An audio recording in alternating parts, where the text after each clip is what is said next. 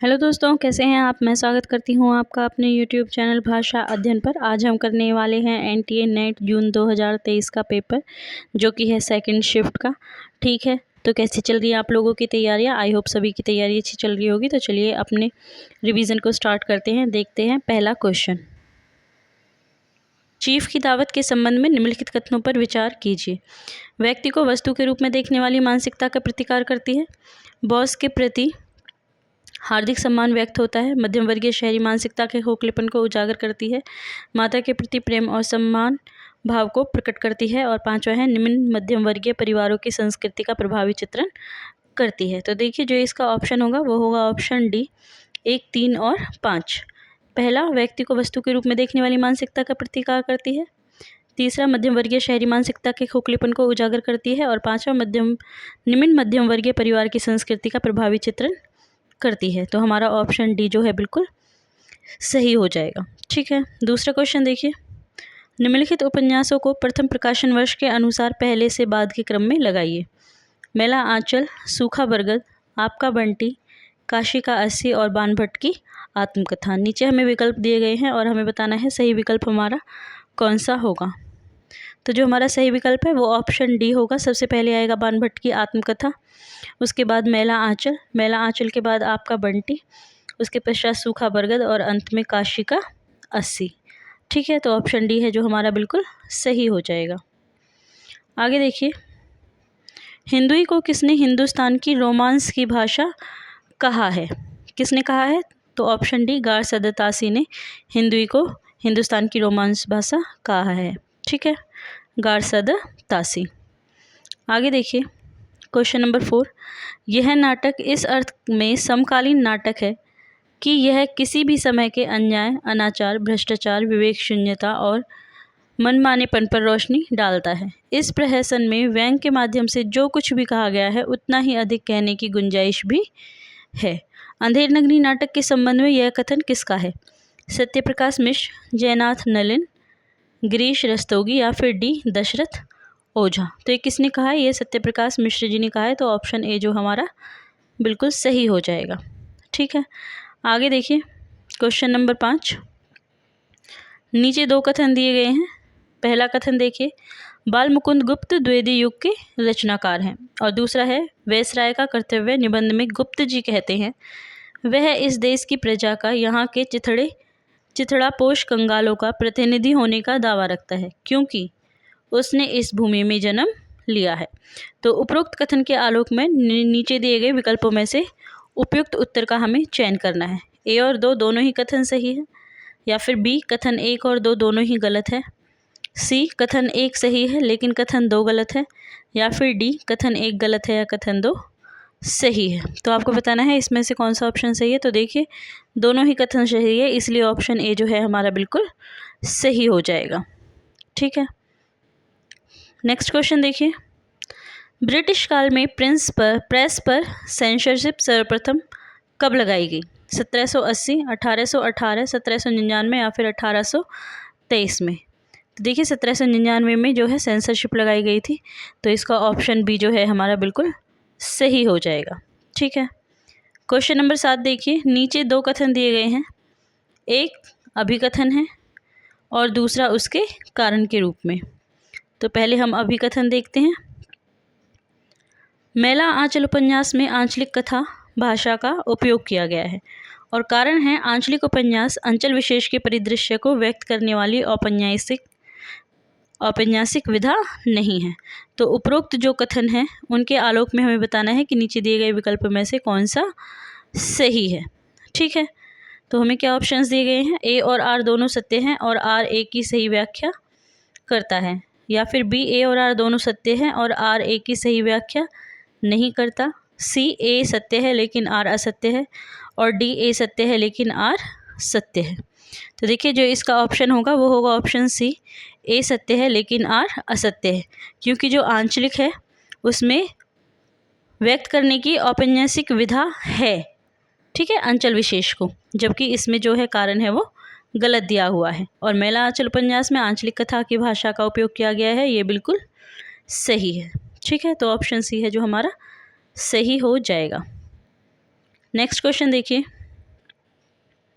उपयुक्त कथन का चयन कीजिए। स्वरों का स्वतंत्र उच्चारण नहीं किया जा सकता है। स्वनिम के दो भेद होते हैं, खंडे और खंडेतर। स्वरों का स्वतंत्र उच्चारण किया जा सकता है। सर्वनाम में लिंग के कारण रूपांतर हो जाता है।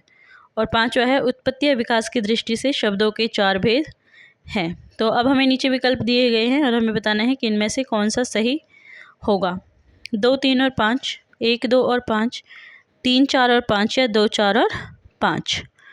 तो ऑप्शन 8 का माफ़ कीजिएगा, प्रश्न 8 का जो आंसर है वो होगा ऑप्शन ए, 2, 3 और 5। स्वनिम के दो भेद होते हैं, खंडे और खंडितर। इसके अलावा स्वनिम का स्वरों का स्वतंत्र उच्चारण किया जा सकता है। ठीक है, व्यंजनों का जो है स्वतंत्र उच्चारण नहीं होता। और अंतिम है, उत्पत्ति या विकास की दृष्टि से शब्दों के चार भेद हैं। ठीक है, आगे चलिए। तुमने इतने दिन मुझे जिस प्रेम से रखा, माँ भी न रखती। भगवान मुझे फिर जन्म दे तो तुम्हारी कोख से ही दे, यही मेरी अभिलाषा है। गोदान उपन्यास में यह कथन किस पात्र का है? सिलिया, रूपा, जुनिया या फिर सोना? तो ये कथन किसका है? जुनिया का है, गोबर की पत्नी का, जो कहती है कि अगले जन्म में भगवान मुझे तुम्हारी गोद से जन्म दे। ठीक है, क्वेश्चन नंबर 10 देखिए। नननपुर हाट का जिक्र किस कहानी में आया है? सिक्का बदल गया, तीसरी कसम उर्फ मारे गए गुलफाम, कोसी का घटवार या फिर एक टोकरी भर मिट्टी? तो देखिए, जो ये नननपुर हाट है, ये किस में आया है? तीसरी कसम उर्फ मारे गए गुलफाम में। ठीक है, चलिए आगे चलते हैं। सिंदूर की होली नाटक के संबंध में निम्नलिखित तथ्यों पर विचार कीजिए। नाटक में वैविध्य की समस्या को केंद्र में रखा गया है। इस नाटक में कुल 9 पात्र हैं, जिसमें इस नाटक में कुल 9 पात्र हैं, जिसमें 7 पुरुष और 2 स्त्री पात्र हैं। नाटक के पात्रों के नाम हैं शशिकला, चंद्रकला, रमाकांत, अकबर, अली। लक्ष्मी नारायण लाल का यह नाटक नौटंकी शैली पर आधारित है। इस नाटक की भूमिका रामप्रसाद त्रिपाठी ने लिखी है। अब आपको बताना है कौन सा विकल्प जो है सही है। ए 1, 2, 5, सी 2, 3, 4, बी 1, 4, 5 या फिर डी केवल 1, 2, 4। तो इसमें जो ऑप्शन ए है वो बिल्कुल सही हो जाएगा। नाटक का वैधव्य की समस्या को केंद्र में रखा गया है। इसके अलावा इस नाटक में कुल 9 पात्र हैं, जिसमें 7 पुरुष और 2 स्त्री पात्र हैं। और अंतिम, इस नाटक की भूमिका रामप्रसाद त्रिपाठी जी ने लिखी है। ठीक है, तो ऑप्शन ए है जो हमारा बिल्कुल सही होगा।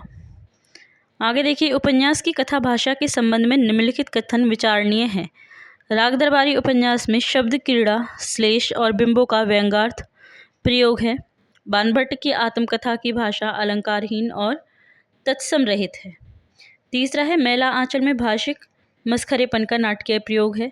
और चौथा, शेखर एक जीवनी में बिंबों को दर्शनीय भाषिक छवियां हैं। और पांचवा है, झूठा सच की भाषा काव्यात्मक है। नीचे हमें ऑप्शंस दिए हुए हैं A, B, C, D। हमें बताना है कौन सा ऑप्शन है जो हमारा बिल्कुल सही होगा। तो देखिए, इसका जो ऑप्शन ए है वो बिल्कुल सही हो जाएगा। ठीक है, सबसे पहले राग दरबारी उपन्यास में शब्द क्रीड़ा, श्लेष और बिंबों का व्यंग्यार्थ प्रयोग हुआ है। तीसरा, मैला आंचल में भाषिक मस्खरेपन का नाटकीय प्रयोग है। और चौथा, शेखर एक जीवनी में बिंबों की दर्शनीय भाषिक छवियां हैं। ठीक है, तो ऑप्शन ए हमारा बिल्कुल सही हो जाएगा। क्वेश्चन नंबर 13 देखिए।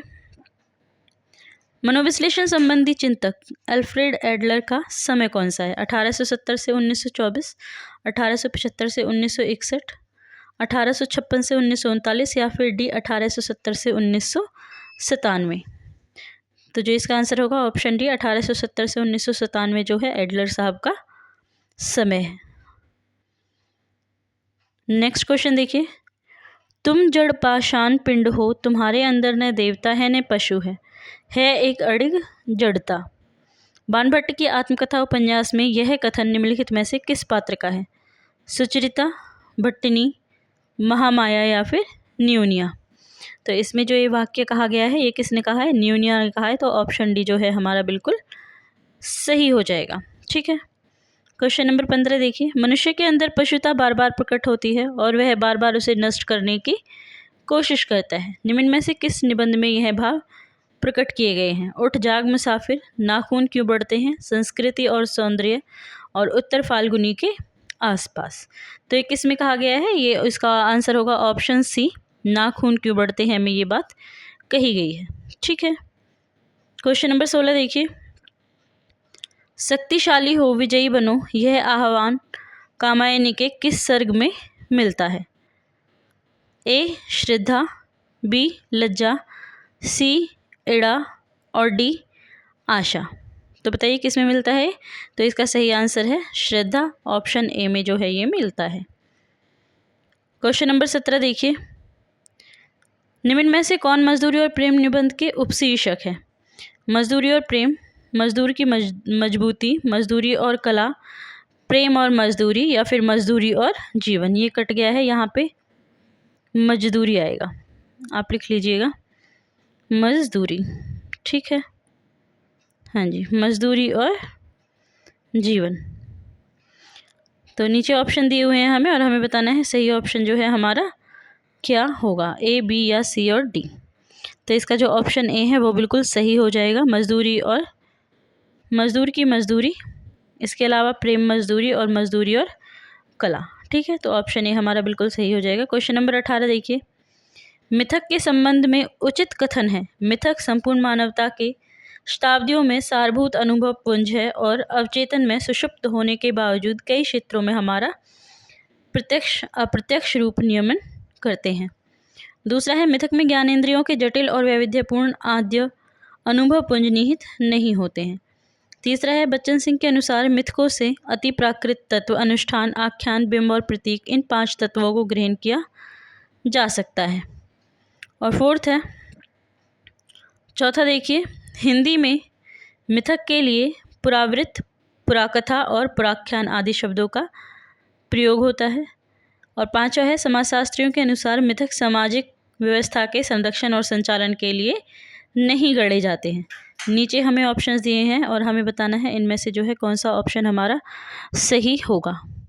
तो ऑप्शन सी जो है हमारा बिल्कुल सही हो जाएगा। पहला, मिथक संपूर्ण मानवता के शताब्दियों में सारभूत अनुभव पुंज है और अवचेतन में सुषुप्त होने के बावजूद कई क्षेत्रों में हमारा प्रत्यक्ष अप्रत्यक्ष रूप नियमन करते हैं। इसके अलावा बच्चन सिंह के अनुसार मिथकों में अति प्राकृत तत्व, अनुष्ठान, आख्यान, बिंब और प्रतीक, इन 5 तत्वों का ग्रहण किया जा सकता है। और चौथा, हिंदी में मिथक के लिए पुरावृत्त, पुराकथा और पुराख्यान आदि शब्द प्रयुक्त होते हैं। ठीक है, तो ऑप्शन सी जो है हमारा बिल्कुल सही हो जाएगा। आगे देखिए, भाषा के संबंध में निम्नलिखित कथनों पर विचार कीजिए। मानव भाषा में भूमिकाओं का परस्पर परिवर्तनीयता होती है। विविधता मानव भाषा का अभिलक्षण नहीं है। मानव भाषा यादृच्छिक होती है। भाषा द्वैतता को अभिरचना की द्वैतता भी कहते हैं। और पांचवा है, स्थान और काल का अंतरण मानवेतर भाषा गुण है। ठीक है, तो आगे ऑप्शंस दिए हुए हैं और हमें बताना है हमारा सही ऑप्शन क्या होगा। ठीक, तो ऑप्शन डी जो है हमारा बिल्कुल सही हो जाएगा। मानव भाषा में भूमिकाओं की परस्पर परिवर्तनीयता होती है। इसके बाद मानव भाषा जो है यादृच्छिक होती है और भाषा द्वैतता को अभिरचना की द्वैतता भी कहते हैं। ठीक है, ऑप्शन डी हमारा बिल्कुल सही हो जाएगा। चलिए आगे चलते हैं। कुंतक सम्मत वक्रोक्ति के भेदों में से निम्नलिखित में से कौन सा एक नहीं है? पद पूर्वार्ध वक्रता, प्रकरण वक्रता, अर्थ वक्रता या फिर प्रबंध वक्रता। तो देखिए ऑप्शन सी अर्थ वक्रता जो है सही ऑप्शन हमारा हो जाएगा। 21वां क्वेश्चन देखिए। नीचे 2 कथन दिए गए हैं, एक अभिकथन है और दूसरा कारण। तो पहले इन्हें पढ़ लेते हैं। अभिकथन देखिए, आचार्य हजारी प्रसाद द्विवेदी के अनुसार नाखून का बढ़ना मनुष्य की उस अंध सहज प्रवृत्ति का परिणाम है जो उसके जीवन में सफलता ले आना चाहती है। उसको काट देना उस स्वनिर्धारित आत्मबंधन का फल है जो उसे चरितार्थता की ओर ले जाती है।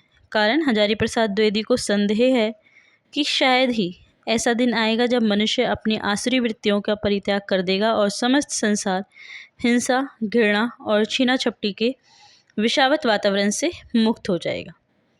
ठीक है, तो आगे इसमें जो है ऑप्शंस दिए होंगे, दोनों ही सही हैं और ए आर की सही व्याख्या करता है। आर ए की सही व्याख्या करता है या फिर दोनों गलत है, या फिर ए सही है आर गलत है, आर सही है ए गलत है, और आपको बताना है इनमें से कौन सा ऑप्शन है जो हमारा सही है।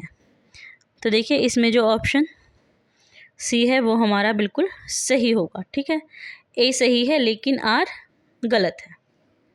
चलिए आगे चलते हैं। सूची 1 और सूची 2 का मिलान कीजिए। पहले में पात्र और दूसरे में कहानी दी हुई है। तो देखिए पहला मालती, लक्ष्मा, लतिका और चंपियाँ। कहानी है परिंदे, लाल पान की बेगम, कोसी का घटवार और गैंग्रीन। नीचे ऑप्शंस दिए हुए हैं और हमें बताना है कौन सा ऑप्शन है जो हमारा बिल्कुल सही है। तो 22 का ऑप्शन बी जो है हमारा बिल्कुल सही हो जाएगा। मालती कहाँ से है? मालती गैंग्रीन में आती है। ठीक है, मालती गैंग्रीन में आती है। और लक्ष्मा किस में आती है? लक्ष्मा आती है कोसी का घटवार में। ठीक, लतिका किस में है?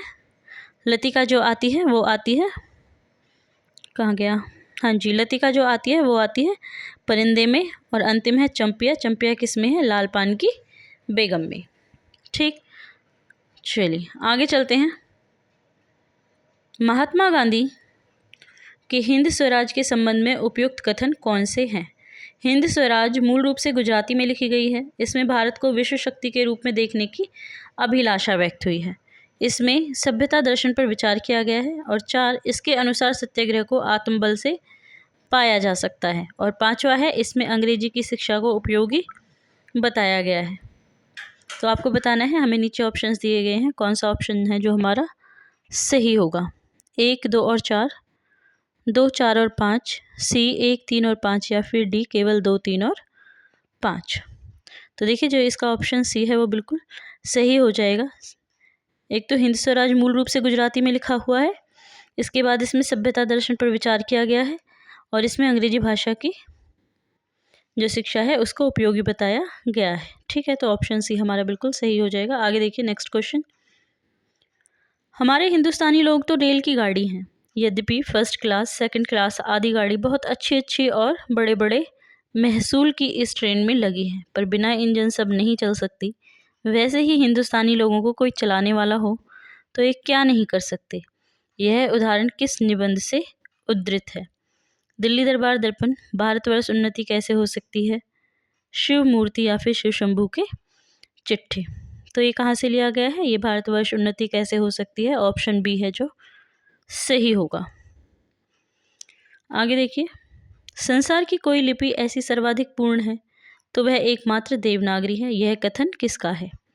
ब्लूमफील्ड, एजे एलिस, आइजैक पिटमैन, या फिर विलियम जोन्स। तो ये किसने कहा है? ये आइजैक पिटमैन ने कहा है। तो ऑप्शन सी है जो हमारा बिल्कुल सही हो जाएगा।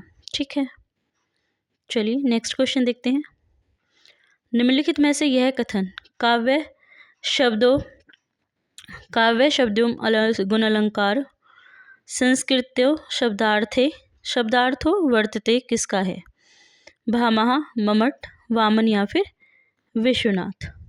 तो ये वामन का कथन है। ठीक है, ऑप्शन सी है जो हमारा बिल्कुल सही हो जाएगा। आगे देखिए, निराला जी के संबंध में सत्य कथन बताने हैं हमें। ठीक है, चलिए।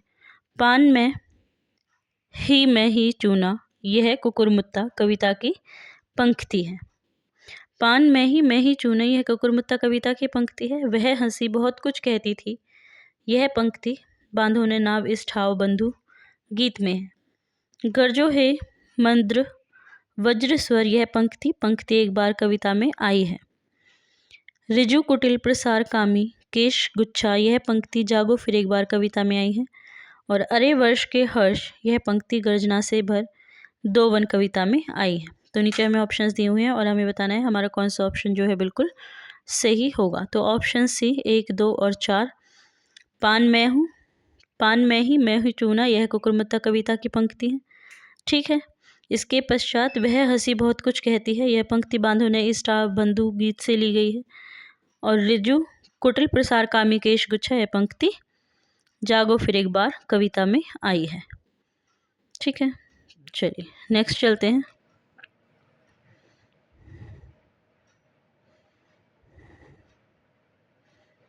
हाँ जी, नेक्स्ट ऑप्शन देखिए। सूची 1 और सूची 2 का मिलान करना है। पहले में काव्य पंक्तियाँ दी हुई है और दूसरे में दी गई है हमारी कविता।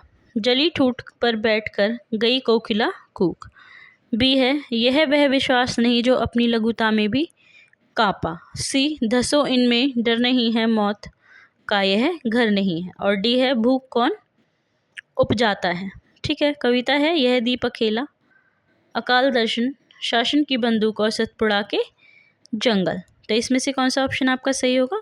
ऑप्शन सी है जो हमारा बिल्कुल सही होगा। ठीक है, जली ठूठ पर बैठकर गई कोकिला कूक, ये किस में है? शासन की बंदूक में।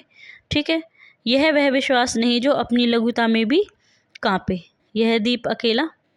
ठीक है, धसो इनमें डर नहीं है मौत का यह घर नहीं है, यह सतपुड़ा के जंगल से है। और भूख कौन उपजाता है, यह अकाल दर्शन से ली गई पंक्तियां हैं। ठीक है, तो ऑप्शन सी है जो हमारा बिल्कुल सही हो जाएगा। आगे देखिए, निबंधकार विवेक राय के संबंध में निम्न कथनों पर विचार कीजिए। विवेक राय के निबंध ठोस विधागत ढांचे के उदाहरण हैं। दूसरा है, विवेकी राय किसान, अध्यापक और लेखक थे। उनकी रचनाओं में उनके यह तीनों रूप प्रकट होते हैं। तीसरा है, विवेकी राय के निबंधों में व्यक्तित्व की छाप कम और विचार की धार अधिक है। चौथा है, विवेकी राय की भाषा भोजपुरी की धीमी आंच पर पक्की भाषा है। इसमें खड़ी बोली का व्याकरण है पर बघार सब भोजपुरी का है। या फिर 5, विवेकी राय के निबंध राष्ट्र के प्रति उनकी चिंताओं और सरोकारों का प्रतिफलन है। आपको बताना है इसमें से जो है कौन सा ऑप्शन हमारा सही होगा। नीचे हमें ऑप्शंस दिए गए हैं, केवल 2, 3 और 4, केवल 2, 4 और 5, केवल 3, 4 और 1, या फिर केवल 3, 4 और 5। आपको बताना है इनमें से कौन सा ऑप्शन जो है हमारा सही होगा। तो ऑप्शन बी जो है हमारा बिल्कुल सही हो जाएगा, 2, 4 और 5। ठीक है, चलिए आगे चलते हैं। सूची 1 का सूची 2 से मिलान कीजिए। लेखक और पुस्तक दी हुई हैं। लेखक देख लेते हैं पहले। ए पे किशोरीदास वाजपेयी, बी अंबिका प्रसाद वाजपेयी, सी ठाकुर रामचरण सिंह, या फिर डी विश्वेश्वर दत्त शर्मा। पुस्तक है भाषा प्रभाकर, हिंदी शब्द अनुशासन, भाषा तत्व प्रकाश, हिंदी कौमुदी। ठीक है, नीचे हमें ऑप्शंस दिए गए हैं और हमें बताना है कौन सा ऑप्शन है जो हमारा बिल्कुल सही होगा। हाँ जी, तो ऑप्शन सी है जो हमारा बिल्कुल सही हो जाएगा। किशोरीदास वाजपेयी जी की कौन सी है? हिंदी शब्द अनुशासन। इसके बाद आता है अंबिका दत्त व्यास जी, इनकी पुस्तक कौन सी है? हिंदी कौमुदी। ठाकुर रामचरण, इनकी भाषा प्रभाकर, और विश्वेश्वर दत्त शर्मा जी की भाषा तत्व प्रकाश। ठीक है, तो ऑप्शन सी हमारा बिल्कुल सही हो जाएगा। आगे देखिए, शेखर मनोवैज्ञानिक प्रयोग का पुतला है। जीवन के अनुभव और आस्थाएं वहाँ स्थान ही नहीं पाती। शेखर एक जीवनी के बारे में यह कथन निम्नलिखित में से किस आलोचक का है? ठीक है, किसका है? नंदुलारे वाजपेयी, रामविलास शर्मा, शिवदान सिंह चौहान, या फिर रामदरस मिश्र। तो ये किसने कहा है? ये नंदुलारे वाजपेयी जी ने कहा है। तो ऑप्शन ए जो है हमारा बिल्कुल सही हो जाएगा। ठीक है, क्वेश्चन नंबर 32 देखिए। धूमिल की किस कविता में एकता युद्ध की और दया अकाल की पूंजी के रूप में बताई गई है? नक्सलबाड़, पटकथा, अकाल दर्शन, या फिर मोचीराम। तो इसका ऑप्शन भी अकाल दर्शन सही हो जाएगा। ठीक है, चलिए क्वेश्चन नंबर 33 देखिए। मेरे राम का मुकुट भीग रहा है, निम्न की पंक्तियों का सही अनुक्रम पर विचार करें। बचपन में दादी जाते पर वह गीत गाती, मेरे घर से बाहर जाने पर, विदेश में रहने पर वे यही गीत विकल होकर गाती। ठीक है, दूसरा है, अभी 2-3 रात पहले एक साथी संगीत कार्यक्रम सुनने के लिए 9 बजे रात गए। साथ में जाने के लिए मेरे एक चिरंजीव ने और मेरी एक मेहमान महानगरीय वातावरण में पली कन्या ने अनुमति मांगी। और इतने में पूरब में हल्की उजास आती है और शहर के इस शोर भरे बियाबन में चक्की के स्वर के साथ चढ़ती उतरती जत्सार गीती हल्की सी सिंगरन पैदा कर जाती हैं। ठीक है, आगे देखिए। कैसे मंगलमय प्रभात की कल्पना थी और कैसे कालरात्रि आ गई, एक दूसरे को देखने से डर लगता है। ऑप्शंस हमें दिए गए हैं 1, 2, 3, 4, 2, 1, 4, 3, 1, 2, 4 और 3, या फिर डी 2, 4, 3, 1। आपको बताना है इनमें से कौन सा ऑप्शन सही है। तो ऑप्शन सी है जो हमारा बिल्कुल सही हो जाएगा, 2, 1, 4, 3, सबसे पहले 2 आएगा, उसके बाद 1 आएगा, सबसे पहले दूसरा। ठीक है, हाँ जी, इस तरह से आप जो है कर सकते हैं। नेक्स्ट क्वेश्चन देखिए, निम्नलिखित में से किस व्याख्याकार ने अरस्तु के अनुकरण सिद्धांत की व्याख्या करते हुए लिखा है, यह सादृश्य विधान अथवा मूल का पुनरुत्पादन है, सांकेतिक उल्लेख नहीं है। एटकिस, गिलबर्ट, स्कॉट जेम्स या फिर बूचर, किसने कहा है ये? तो ये कहा है बूचर ने। ऑप्शन डी है जो हमारा बिल्कुल सही हो जाएगा। इनमें से कौन सी रचनाएं लीलाधर जगुड़ी की है? इस यात्रा में भय भी शक्ति देता है, नाटक जारी है, दीवार पर खून से और रंग खतरे में है। ऑप्शंस हमें नीचे दिए गए हैं और हमें बताना है कौन सा ऑप्शन है जो हमारा बिल्कुल सही होगा। तो ऑप्शन सी जो है हमारा बिल्कुल सही होगा। इस यात्रा में भय भी शक्ति देता है और नाटक जारी है, ये तीनों जो किसके हैं? जुगुड़ी जी के हैं। क्वेश्चन नंबर 36 देखिए, त्रासदी के संबंध में अरस्तु के काव्य चिंतन का प्रमुख बिंदु है। त्रासदी कार्य गंभीर, स्वैत्यपूर्ण और निश्चित आयाम से युक्त होता है। त्रासदी कार्य की अनुकृति है। त्रासदी न तो कार्य व्यापार का वर्णन है और न ही प्रस्तुति का। त्रासदी के 4 अनिवार्य अंग है, कथानक, चरित्र, पदावली और गीत। करुणा के द्वारा मनोविकारों के उचित विरेचन त्रासदी का कार्य होता है। ठीक है, नीचे हमें ऑप्शन दिए गए हैं 1 2 3, 2 3 4, 1 2 5 या फिर 5 1 और 4। तो आपको बताना है कौन सा ऑप्शन है जो इसका सही होगा। ठीक है, तो इसका ऑप्शन बी जो है बिल्कुल सही होगा। त्रासदी कार्य की अनुकृति है। त्रासदी न तो कार्य व्यापार का कारण है और न ही प्रस्तुति है। और इसके अलावा त्रासदी जो है 4 अनिवार्य अंग होते हैं त्रासदी के, कौन कौन से? कथानक, चरित्र, पदावली और गीत। ठीक है, तो ऑप्शन सी हमारा सही हो जाएगा। ठीक है, चलिए नेक्स्ट क्वेश्चन देखिए, भारतेंदु हरिश्चंद्र के संबंध में सत्य कथन है, उन्होंने हिंदी साहित्य में राष्ट्रीय एवं जनवादी तत्वों को प्रतिष्ठित किया है। दूसरा, उन्होंने पत्रिकाओं में आधुनिक कहानी का प्रकाशन आरंभ किया। तीसरा, भारतेंदु ने प्रचलित खड़ी बोली को साहित्यिक रूप दिया। चौथा, भारतेंदु ने हिंदी लेखकों के मंडल को प्रोत्साहित किया। और पांचवा, उन्होंने खड़ी बोली में काव्य लेखन किया। ठीक है, तो हमें ऑप्शंस दिए गए हैं और हमें बताना है हमारा कौन सा ऑप्शन है जो बिल्कुल सही होगा।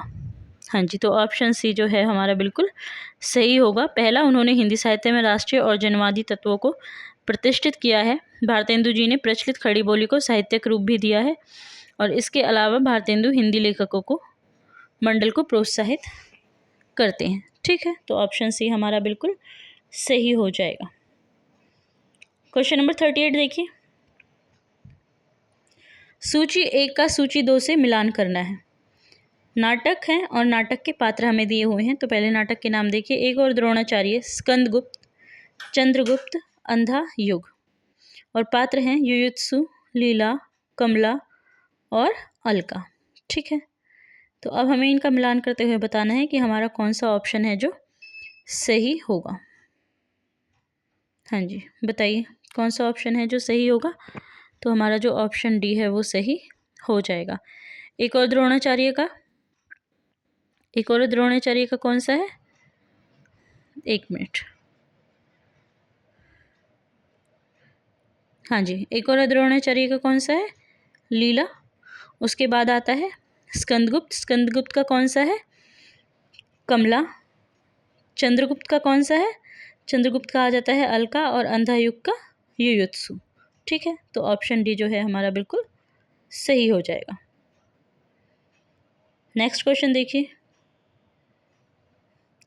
नैतिकता समझ लो कि यही चौकी है, एक कोने में पड़ी है, सभा सोसाइटी के वक्त इस पर चादर बिछा दी जाती है। राग दरबारी उपन्यास में यह कथन कौन सा पात्र कहता है? सनीचर, रामाधीन, खन्ना मास्टर या फिर रंगनाथ?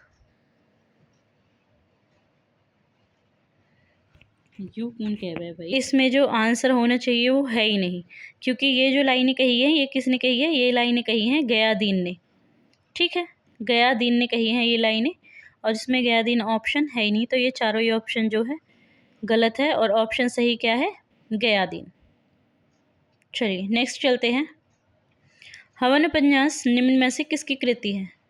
उषा राजे सक्सेना, सुषुम बेदी, दिव्या माथुर या फिर उषा प्रियंवदा। तो किसकी रचना है ये रचना है सुषुम बेदी की। ऑप्शन बी हमारा सही हो जाएगा। प्रश्न संख्या 41 देखिए, सूची 1 और सूची 2 का मिलान कीजिए। ठीक है, पहले में क्या है काव्य चिंतक और दूसरे में क्या है समय। तो चलिए शुरू करते हैं। पहला जयदेव, दूसरा विश्वनाथ, सी धनंजय और डी हेमचंद्र। समय है 12वीं शती, 10वीं शती, 14वीं शती और 13वीं शती। नीचे हमें ऑप्शंस दिए हैं और हमें बताना है कौन सा ऑप्शन जो है हमारा सही है। तो ऑप्शन डी है जो हमारा बिल्कुल सही हो जाएगा। जयदेव का समय कौन सा है? 13वीं शताब्दी। ठीक है, जयदेव का समय कौन सा है? 13वीं शताब्दी। इसके बाद विश्वनाथ का 14वीं शताब्दी, धनंजय का 10वीं शताब्दी और हेमचंद्र का 12वीं शताब्दी। ठीक है, चलिए आगे चलते हैं। निम्नलिखित में रामदरस मिश्र के निबंध हैं। तो कौन कौन से निबंध हैं जो रामदरस मिश्र के हैं? ऑप्शन हमें दिए हुए हैं। नेता और अभिनेता, कितने बजे हैं, बबूल और कैक्टस, बतरस और घर परिवेश। आपको बताना है ABCD में से कौन सा ऑप्शन है जो हमारा बिल्कुल सही होगा। तो ऑप्शन बी हमारा बिल्कुल सही होगा। कितने बजे हैं, बबूल और कैक्टस और घर परिवेश, जो ये हैं रामदरस मिश्र जी के निबंध है। ठीक है, आगे चलिए। सूची 1 और सूची 2 का मिलान कीजिए। पहले में विचारक है और दूसरे में सिद्धांत। विचारकों के नाम देखते हैं। A CDW ब्रे, B अल्बेयर कामू, C लियोटार्ड और D कार्ल गुस्ताव जुंग। सिद्धांत है अस्तित्ववाद, मनोविश्लेषणवाद, बिंबवाद और उत्तर आधुनिकतावाद। आपको बताना है कौन सा ऑप्शन है जो हमारे नीचे दिए गए ऑप्शंस में से सही है। तो ऑप्शन सी जो है वो बिल्कुल सही हो जाएगा। ठीक है, CDW ब्रे किसके हैं? बिंबवाद के हैं। ठीक है, इसके बाद बात करें हम अल्बेयर कामू की, तो अल्बेयर कामू किसके हैं? अस्तित्ववाद से। और लियोटार्ड कहाँ से आते हैं?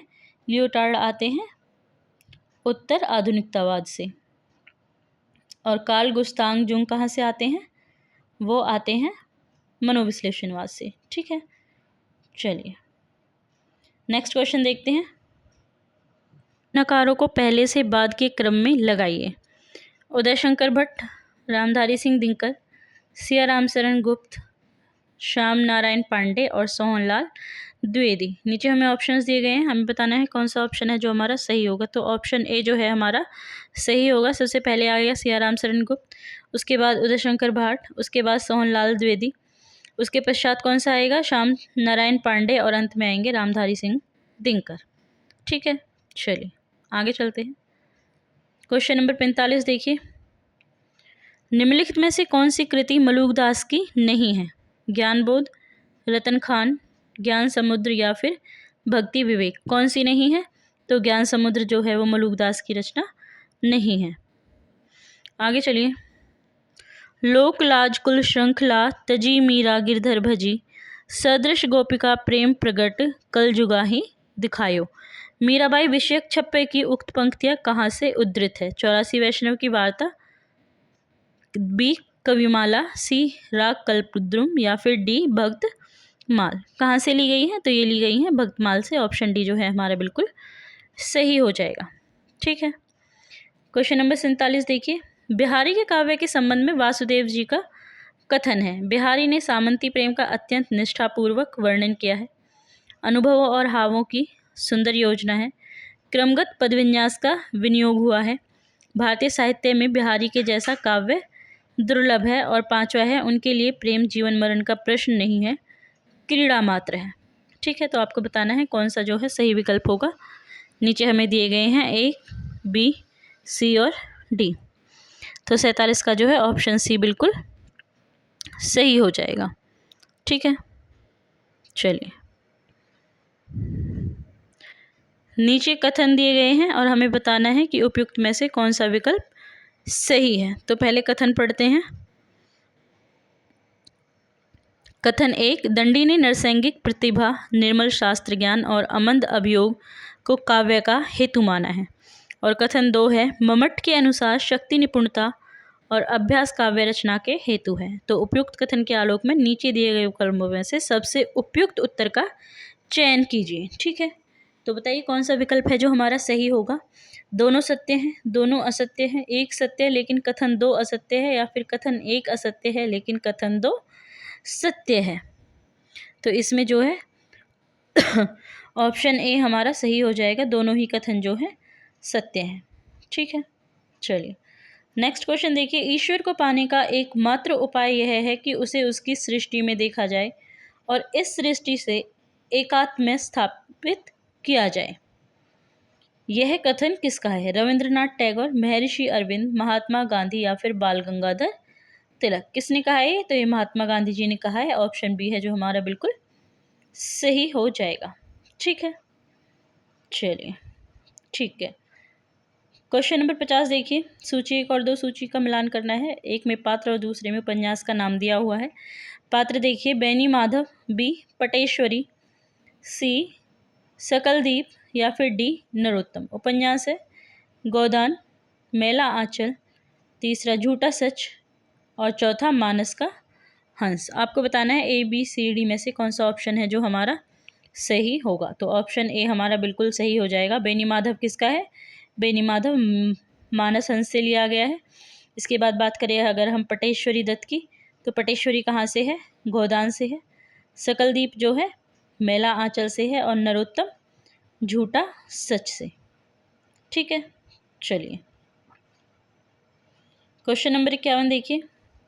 किस कहानी में मांगरोरी की व्यथा से सहानुभूति व्यक्त हुई है? दुनिया का सबसे अनमोल रत्न, दुलाई वाली, राही या फिर कंगना। तो इसमें कौन सा सही होगा? ऑप्शन सी राही हमारा सही ऑप्शन होगा, क्योंकि जो राही है वो कौन सी जाति से संबंधित है? मांगरोरी जाति से संबंधित है, तो इसलिए ऑप्शन सी हमारा सही हो जाएगा। ठीक, चलिए क्वेश्चन नंबर 52 देखिए। उत्तर प्रदेश सरकार द्वारा 31 जुलाई 1947 को गठित देवनागरी लिपि सुधार समिति के अध्यक्ष कौन थे? पंडित रामशंकर द्विवेदी, पंडित चंद्रशेखर शास्त्री, आचार्य नरेंद्र देव या फिर डॉक्टर धीरेन्द्र वर्मा। कौन थे? आचार्य नरेंद्र देव थे अध्यक्ष। ठीक है, चलिए क्वेश्चन नंबर 53 देखिए। राष्ट्रभाषा हिंदी समस्याएं और समाधान पुस्तक के लेखक कौन है? कैलाश चंद्र भाटिया, देवेंद्र नाथ शर्मा, भोलानाथ तिवारी या फिर सूरजभान सिंह। किसकी है ये? तो भोलानाथ तिवारी जी की जो है ये पुस्तक है। ठीक है, तो ऑप्शन सी जो है हमारा बिल्कुल नहीं, सॉरी माफ़ कीजिएगा, देवेंद्र नाथ जी की ये किताब है। तो ऑप्शन बी है जो हमारा सही हो जाएगा। राजभाषा हिंदी समस्याएं और समाधान किसकी है? देवेंद्र नाथ जी की है। ऑप्शन बी है जो हमारा बिल्कुल सही हो जाएगा। आगे देखिए, निम्न में से कौन सी कहानी अज्ञे द्वारा रचित नहीं है? विपगाथा, विपथगा, शरणार्थी, नदी के द्वीप या फिर जयदौल। कौन सी है जो नहीं है उनकी? तो नदी के द्वीप अज्ञे द्वारा रचित नहीं है। ठीक है, चलिए आगे चलते हैं। काव्य सृजन की प्रक्रिया के संबंध में प्लेटो के विचार बताएं। कवि कर्म दैविक शक्तियों से प्रेरित और अभिभूत है। काव्य सृजन की प्रक्रिया एक सुचिंतित कलात्मक प्रयास है। अलौकिक शक्ति द्वारा अधिकृत कवि सृष्टा नहीं, उसका प्रवक्ता मात्र होता है। दैविक अनुकंपा के बिना कोई कवि नहीं हो सकता। कविता मनुष्य के भावों को उद्दीप्त नहीं करती है। तो नीचे हमें ऑप्शंस दिए गए हैं और हमें बताना है कौन सा ऑप्शन है जो हमारा बिल्कुल सही होगा। 1 2 3, 1 2 5, 2 3 5 या फिर 1 3 4। कौन सा ऑप्शन है जो हमारा सही होगा? तो जो हमारा ऑप्शन बी है, ऑप्शन डी है जो हमारा बिल्कुल सही हो जाएगा। ठीक है, 1 3 और 5, 1 3 और 4। हाँ जी, 1 3 और 4, ऑप्शन डी जो है हमारा बिल्कुल सही हो जाएगा। ठीक, चलिए नेक्स्ट क्वेश्चन देखते हैं। नेक्स्ट क्वेश्चन है हमारा, मैथिली शरण गुप्त के संबंध में निम्नलिखित कथनों पर विचार कीजिए। मैथिली शरण गुप्त की कविता महावीर प्रसाद द्विवेदी के आदर्श और मान्यताओं की फलश्रुति थी। मैथिली शरण गुप्त का जन्म बांदा में हुआ है। मैथिली शरण गुप्त की पहली कविता 1905 में सरस्वती में प्रकाशित हुई। मैथिली शरण गुप्त के परिवार में शैव भक्ति की परंपरा थी। और पांचवा है, मैथिली शरण गुप्त का काव्य मर्यादा और संयम की डोर से बंधा है। और नीचे हमें ऑप्शंस दिए हैं और हमें बताना है इनमें से जो है कौन सा ऑप्शन हमारा सही है। हाँ जी, बताइए कौन सा ऑप्शन है जो हमारा सही होगा। तो ऑप्शन सी है जो हमारा बिल्कुल सही हो जाएगा। ठीक, मैथिली शरण गुप्त की कविताएं कैसी है? महावीर प्रसाद द्विवेदी के आदर्शों और मान्यताओं की फलश्रुति है। उसके अलावा मैथिली शरण गुप्त की जो पहली कविता है 1905 में सरस्वती पत्रिका में प्रकाशित हुई थी, और मैथिली शरण गुप्त का काव्य जो है मर्यादा और संयम की डोर से बंधा हुआ है। तो ऑप्शन सी है जो हमारा बिल्कुल सही हो जाएगा। ठीक है, आगे देखिए, निम्नलिखित में से मूर्धन्य ध्वनियाँ कौन सी है? ग, ट, च, ढ और ठ। नीचे हमें ऑप्शंस दिए गए हैं और हमें बताना है ABCD में से कौन सा ऑप्शन हमारा सही होगा।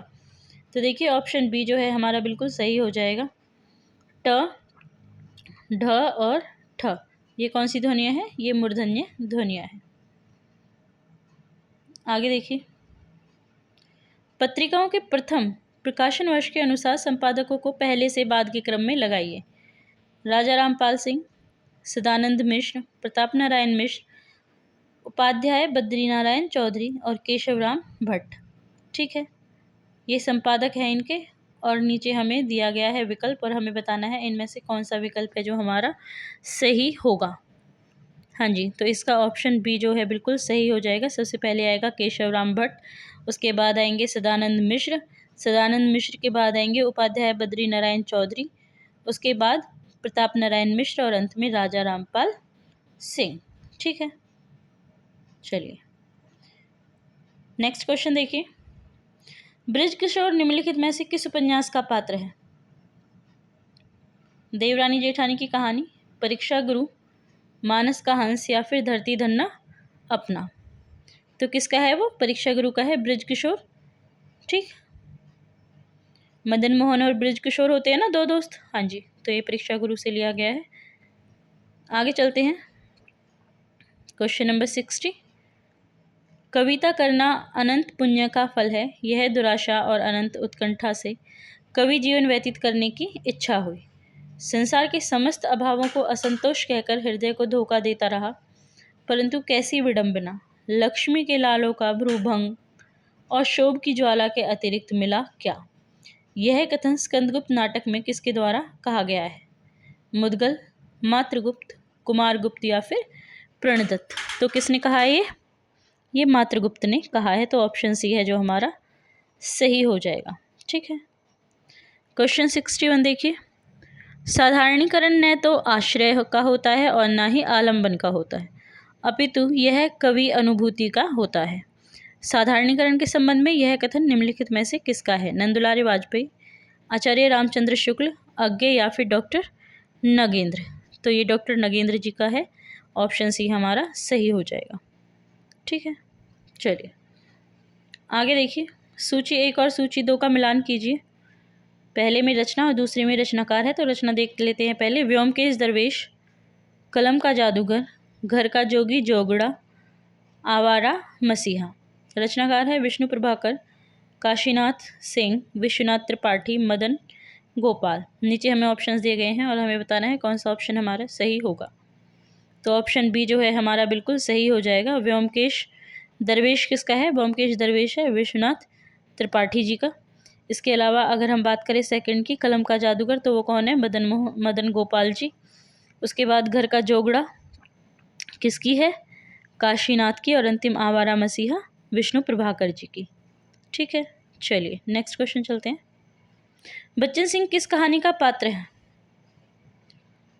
ईदगाह, अमृतसर आ गया, उसने कहा था, और राजा निर्बंसिया। तो ये राजा निर्बंसिया का पात्र है। कौन था ये? कंपाउंडर था, जहाँ पर जो है ये कंपाउंडर था एक। ठीक है, बहुत ही महत्वपूर्ण पात्र है राजा निर्बंसिया का। कौन? बच्चन सिंह, क्योंकि वह डॉक्टर का ही काम करता है वहाँ पे। क्वेश्चन नंबर 64 देखिए, संस्कृति और सौंदर्य निबंध मूलतः निम्न में से किस रचनाकार पर आधारित है? हजारी प्रसाद द्विवेदी, रामदरस मिश्र, विद्यानिवास मिश्र, या विवेकी राय। किस पर आधारित है? तो यह है हजारी प्रसाद द्विवेदी जी पर आधारित है। ऑप्शन ए हमारा बिल्कुल सही हो जाएगा। क्वेश्चन नंबर 65 देखिए, संवतः 1955 में उन्होंने उपन्यास मासिक पत्र निकाला और द्वितीय उत्थान काल के भीतर 65 छोटे बड़े उपन्यास लिखकर प्रकाशित किए। आचार्य शुक्ल का यह कथन किस उपन्यासकार के बारे में है? बालकृष्ण भट्ट, गोपाल राम गहमरी, किशोरी लाल गोस्वामी, या फिर प्रेमचंद। किसके बारे में कहा है उन्होंने? किशोरी लाल गोस्वामी जी के बारे में। तो ऑप्शन बी जो है हमारा बिल्कुल सही हो जाएगा। ठीक है, चलिए क्वेश्चन नंबर 66 देखिए। राजनीति ही मनुष्यों के लिए सब कुछ नहीं है। राजनीति के पीछे नीति से भी हाथ न धो बैठो, जिसका विश्व मानव के साथ व्यापक संबंध है। राजनीति की साधारण छलनाओं से सफलता प्राप्त करके क्षण भर के लिए तुम अपने को चतुर समझने की भूल कर सकते हो। ध्रुव स्वामिनी नाटक का उक्त संवाद किसके द्वारा कहा गया है? मंदाकिनी, कोमा, ध्रुव स्वामिनी या मिहिर देव? किसके द्वारा कहा गया है? तो ये मिहिर देव के द्वारा कहा गया है। ऑप्शन डी जो है हमारा बिल्कुल सही हो जाएगा। ठीक है, आगे चलते हैं। प्रथम प्रकाशन वर्ष के अनुसार रचनाओं को पहले से बाद के क्रम में लगाइए। उर्वशी, सामधेनी, रश्मिरथी, रसवंती और कुरुक्षेत्र। नीचे हमें ऑप्शंस दिए गए हैं और हमें बताना है कौन सा ऑप्शन जो है हमारा सही होगा, ए, बी या सी, डी। तो ऑप्शन ई जो है हमारा ए जो हमारा बिल्कुल सही हो जाएगा। सबसे पहले रसवंती, रसवंती के पश्चात कुरुक्षेत्र, कुरुक्षेत्र के बाद आएगा रश्मिरथी, रश्मिरथी के बाद आएगा सामधेनी और सामधेनी के बाद उर्वशी। ठीक है, चलिए आगे देखिए। निम्नलिखित में से किस पात्र का संबंध चंद्रगुप्त नाटक से नहीं है? एलिस, अलका, जयमाला या फिर लीला? तो जयमाला का संबंध चंद्रगुप्त से नहीं है। ऑप्शन बी जो है हमारा बिल्कुल सही हो जाएगा। ठीक है, चलिए आगे चलते हैं। क्वेश्चन नंबर 69 देखिए। अकहानी आंदोलन के बारे में निम्न कथनों पर विचार कीजिए। अकहानी का मूल स्वर विरोध और निषेध का है। गंगा प्रसाद विमल और रविंद्र कालिया इस आंदोलन के प्रमुख प्रवक्ताओं में से रहे हैं। एक और जिंदगी, 9 साल छोटी पत्नी, जहां लक्ष्मी कैद है आदि कहानियां अकहानी के उदाहरण हैं। एब्सर्ड थिएटर, एंटी स्टोरी, अस्तित्ववाद और बीट जनरेशन आदि के तत्व अकहानी की प्रकृति का निर्धारण करते हैं। मोहन राकेश, कमलेश्वर, राजेंद्र यादव आदि अकहानी आंदोलन के अन्य प्रमुख हस्ताक्षर हैं। ठीक है, तो इन कथनों पर विचार करते हुए बताइए कि नीचे जो ऑप्शन है उनमें से हमारा कौन सा जो है सही होगा। ठीक है, तो ऑप्शन बी है जो हमारा बिल्कुल सही हो जाएगा। कहानी का मूल स्वर विरोध और निषेध का है।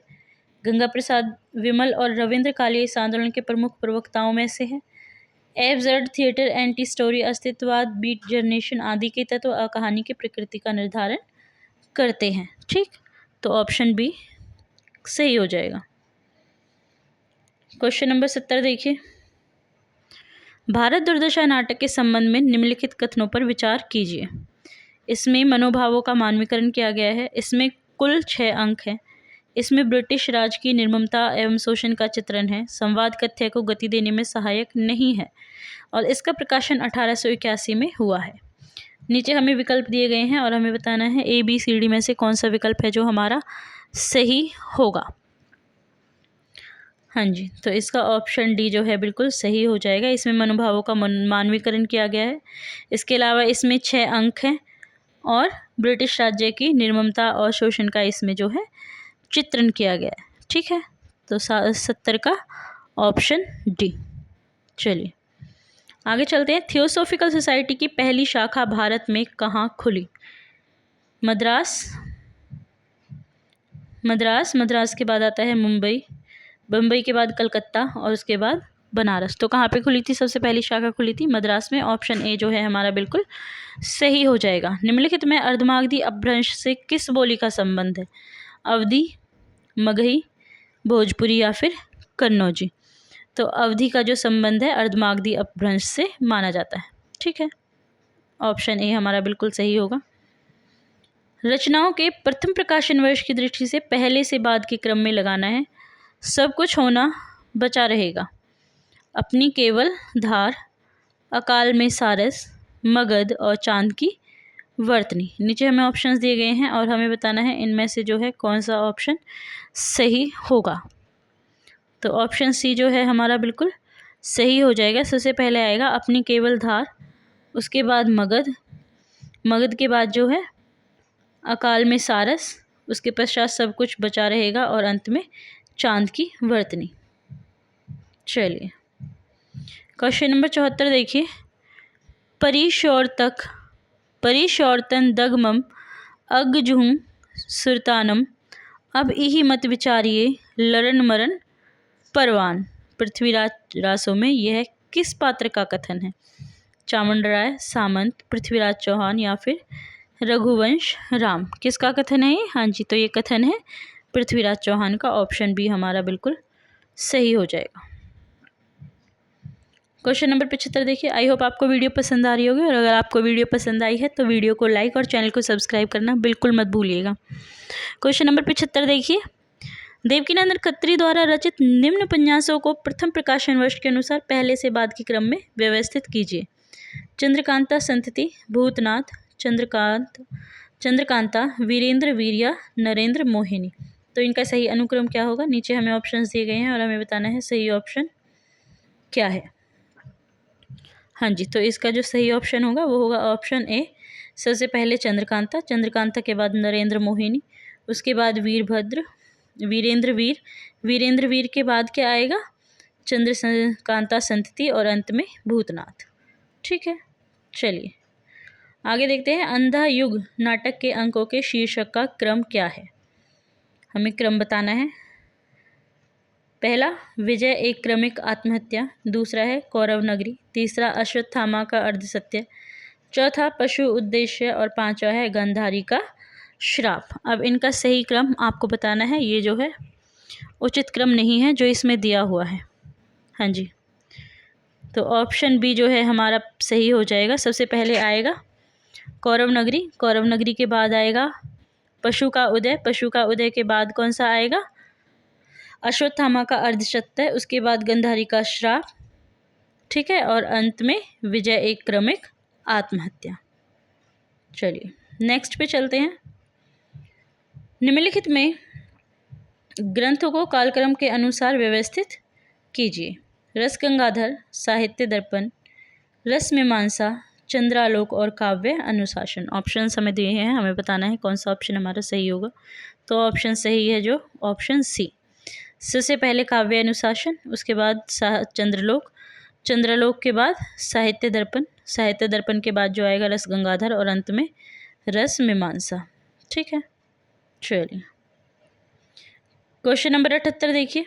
उत्तर आधुनिकता का प्रवृत्ति माना जाता है, उत्तर आधुनिकता की प्रवृत्ति माना जाता है सांस्थानिक शैथिल्य तथा सर्वसत्तावाद के स्थान पर बहुलता का प्रोत्साहन, आगे हाशिए के लोगों के अधिकारों का समर्थन, तीसरा महावीरतांत का समर्थन, चौथा है साहित्य में विरेचनवाद, विरचनावाद, विखंडनवाद भी कहते हैं जिसे, कि प्रतिष्ठा, कृति को अखंडता में देखने की प्रवृत्ति का समर्थन।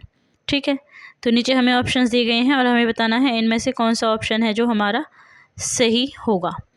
ठीक, हाँ जी, बताइए कौन सा ऑप्शन है जो हमारा सही होगा।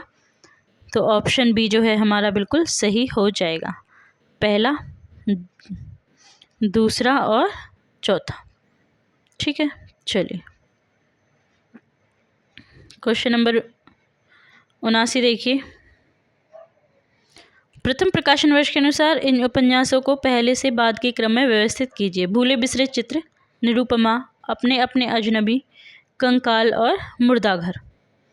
तो आपको बताना है इनमें से जो है सही क्रम इनका क्या होगा। ऑप्शंस हमें गिवन है नीचे और हमें बताना है सही ऑप्शन कौन सा होगा। तो इनका जो सही ऑप्शन है वो क्या होगा? ऑप्शन सी जो है हमारा सही हो जाएगा। सबसे पहले कंकाल, कंकाल के बाद निरुपमा, उसके बाद आएगा भूले बिसरे चित्र, उसके बाद अपने अपने अजनबी और अंत में मुर्दाघर। ठीक है, चलिए साकेत के प्रारंभिक 5 सर्ग किस पत्रिका में प्रकाशित हुए थे? माधुरी पत्रिका, चांद पत्रिका, सुधा पत्रिका या फिर सरस्वती पत्रिका? तो सरस्वती पत्रिका में प्रकाशित हुए थे। ऑप्शन डी है जो हमारा बिल्कुल सही हो जाएगा। सांध्य गीत में संकलित महादेवी वर्मा की कविताएं नहीं हैं। सांध्य गीत में कौन कौन सी कविताएं हैं जो संकलित नहीं है महादेवी वर्मा की, वो हमें बताना है। बीन भी हूँ मैं, तुम्हारी रागनी भी हूँ मैं, नीर भरी दुख की बदली, फिर विकल है प्राण मेरे, मधुर मधुर मेरे दीपक जला, निश्वासों का नीड़। हमें ऑप्शंस दिए गए हैं और हमें बताना है इनमें से जो है कौन सा ऑप्शन हमारा सही होगा। हाँ जी, तो ऑप्शन ए जो है बिल्कुल सही है। ठीक है, बीन भी हूँ मैं, तुम्हारी रागनी भी हूँ, मधुर मधुर मेरे दीपक जला और निश्वासों का नीड़ जो है नहीं है। आगे देखिए, चंद्रदेव से मेरी बातें कहानी में निम्नलिखित पर व्यंग किया गया है। अंग्रेजों के पक्षपाती नीति पर, प्लेग पर विजय प्राप्त न कर पाने वाली चिकित्सा व्यवस्था पर, कृष्ण पक्ष के चंद्रमा पर, लॉर्ड कर्जन की नीतियों पर और यातायात के साधनों की उपलब्धता पर। हाँ जी, तो बताइए इसमें से कौन सा ऑप्शन होगा जो सही होगा। हाँ जी, कौन सा ऑप्शन जो है सही होगा, तो ऑप्शन डी जो है हमारा सही हो जाएगा। अंग्रेजों की पक्षपाती नीति पर व्यंग किया गया है। प्लेग पर विजय प्राप्त न कर पाने से चिकित्सा व्यवस्था पर भी व्यंग जो है किया गया है। इसके अलावा लॉर्ड कर्जन की नीतियों पर। ठीक है, तो ऑप्शन डी है जो हमारा बिल्कुल सही हो जाएगा। चलिए आगे देखिए, अभिकथन और कारण। ठीक है, पहले अभिकथन देखते हैं। प्रयोगवादी कवि ने जिस नए सत्य के शोध और प्रश्न के नए माध्यम की खोज की घोषणा की थी, वह सत्य इसी मध्यवर्गीय समाज के व्यक्ति का सत्य था। कारण, मध्यम वर्गीय समाज के सत्य की अभिव्यक्ति प्रयोगवाद में पहली बार हुई है। उपरोक्त कथन के आलोक में नीचे दिए गए विकल्पों में से सबसे उपयुक्त उत्तर का चयन कीजिए। ए और आर दोनों सही है और आर ए की सही व्याख्या भी करता है, या फिर ए और आर दोनों सही है लेकिन आर ए की सही व्याख्या नहीं है। ए सही है, आर गलत है, या फिर ए गलत है लेकिन आर सही है। तो आपको बताना है 83 का जो है कौन सा ऑप्शन है जो सही होगा, तो ऑप्शन सी सही हो जाएगा। ए सही है लेकिन आर जो है गलत है। ठीक है, चलिए 84 देखिए। सूची 1 सूची 2 का मिलान कीजिए। रचना और रचनाकार हमें दिए गए हैं। रचना देखते हैं। बारिश में भीगते बच्चे, बी हवा में हस्ताक्षर, सी बेहतर दुनिया के लिए और डी कविता में औरत। रचनाकार है अनामिका रामदरस मिश्र, कैलाश वाजपेयी और विश्वनाथ प्रसाद तिवारी। नीचे हमें ऑप्शंस दिए गए हैं और हमें बताना है हमारा कौन सा ऑप्शन जो है सही होगा, तो ऑप्शन बी जो है हमारा बिल्कुल सही होगा। ठीक है, बारिश में भीगते बच्चे कौन सा है, रामदरस मिश्र जी के हैं। हवा में हस्ताक्षर, हवा में हस्ताक्षर कौन करता है, कैलाश वाजपेयी जी हवा में हस्ताक्षर करते हैं। और बेहतर दुनिया के लिए कौन सोचता है, बेहतर दुनिया के लिए जो सोचते हैं वो हैं विश्वनाथ प्रसाद तिवारी जी। ठीक है, और कविता में औरत किसकी है, अनामिका है। ठीक ठीक है, चलिए आगे चलते हैं। पिता कहानी के बारे में उपयुक्त कथन कौन से हैं।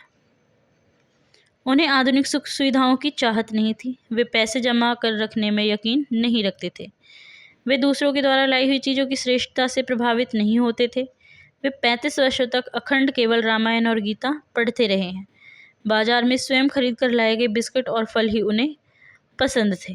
नीचे हमें विकल्प दिए गए हैं और हमें बताना है कि पिता के बारे में उपयुक्त में से कौन से कथन है जो उचित है। बताइए, तो ऑप्शन ए जो है हमारा बिल्कुल सही हो जाएगा। ना तो उन्हें आधुनिक सुख सुविधाओं की चाहत थी, न ही वे दूसरों की लाई हुई चीज़ों की श्रेष्ठता से प्रभावित होते थे, और वह बाजार से स्वयं के द्वारा लाए गए बिस्किट और फल जो है उन्हें ही पसंद करते थे। ठीक है, चलिए आगे चलते हैं। हिंदी में निम्न में से हिंदी भाषा में सबसे पहले खेला गया मंचित नाटक कौन सा है, नहुष, शकुंतला, विद्या सुंदर या फिर जानकी मंगल। तो कौन सा सबसे पहले खेला गया था, जानकी मंगल। ऑप्शन डी जो है हमारा बिल्कुल सही हो जाएगा। यह ऐसा नाटक है जो मंचित हुआ था सबसे पहले। ठीक है, दिन के उजाले में वह गवाह थी, मुजरिम थी, हर चीज़ का उसमें तकाजा था। अब इस अकेलेपन में कोई गिला नहीं, उल्हाना नहीं, सब खींचातानी खत्म हो गई है। जो अपना है वह बिल्कुल अपना सा हो गया है, जो अपना नहीं है उसका दुख नहीं, अपनाने की फुर्सत नहीं। यह उदाहरण किस कहानी से लिया गया है, आकाशदीप, परिंदे, अपना अपना भाग गया, फिर सिक्का बदल गया। तो ये परिंदे कहानी से लिया गया है। ऑप्शन सी जो है हमारा बिल्कुल सही हो जाएगा। ठीक है, आगे देखिए। पुष्टि मार्गियों की मान्यता निम्नवत है।